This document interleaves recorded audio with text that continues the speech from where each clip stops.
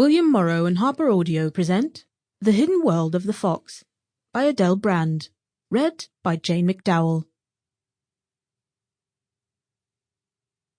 This digital audiobook contains a PDF enhancement with activities, science projects for students, and website resources from the print edition of the book. Please download this PDF from your audiobook provider or visit www.harperaudio.com/audio/Hidden World of the Fox. Chapter 1. Who is the fox? Visualize a fox. Flame orange on a white canvas, black paws and thick brush, pointed muzzle and diamond-sharp eyes. Now paint its native wild wood behind it. This fox is trotting through the undergrowth, exploiting trails within the brambles trampled by badgers. It leaves neat, narrow tracks on mud, softened by afternoon rain, and snags its fur on thorns in passing. Woodland, farmland, hedgerows and weary old trees. Owls, hedgehogs, rutting deer. Dead man's fingers, that is, grisly-looking black fungi, poking through sweet chestnut leaves in the autumn, woodpeckers playing rat-a-tat-tat on dying branches in the spring. This is the classic British landscape of the classic British fox. The precious fragments of countryside saved from industrialized agriculture and overdevelopment.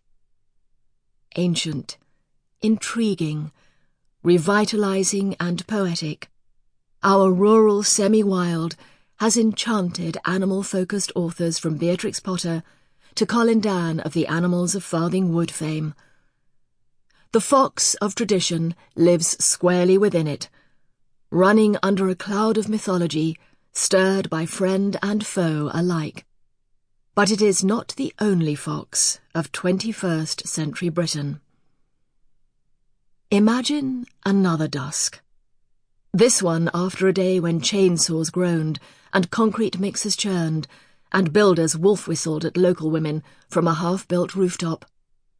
Woodland here is being transformed into a housing estate, rimmed by a newly built wall thick enough to please Hadrian, its bricks highlighted in passing by the headlights of commuter traffic. A small vixen with a slender face and wary eyes tugs at chips dropped by the workmen, slicing artificially flavoured potatoes with enlarged molars called carnassials, which define her species as a member of the carnivora. She digs under the perimeter fence and darts across the main road, feet fast and brush bouncing, passing me as I walk my dog. Ironic, perhaps, for wolves, the ancestor of dogs, once lived here too, feeding foxes through scraps of deer meat. The last home county's wolf was killed in Hampshire 800 years ago. The crowds, returning from London, have forgotten. Perhaps the woodland has not. In an ecosystem, every extinction is like snapping a link in a chain. But foxes themselves are in no danger of disappearing.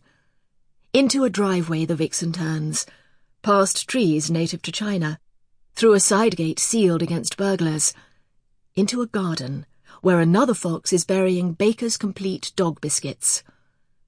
The little vixen is an intruder in this territory. The resident flies at her, flipping her upside down, and skull-splitting screams, theatrical but bloodless, pepper the night over the droning of the traffic. She struggles free, and bolts back across the road into the fragmented woodland. Her motive for this daring, if ill-fated trespass is obvious. She is lactating, and needs food and water to produce milk for her cubs. She is driven by an unquenchable instinct to survive. That was last year's drama. I haven't seen that particular vixen for a few days. It is mid-March as I write this, and doubtless she is underground with a new litter. She has survived the last 12 months, despite her wood being turned into houses with £1 million Sample complete. Ready to continue?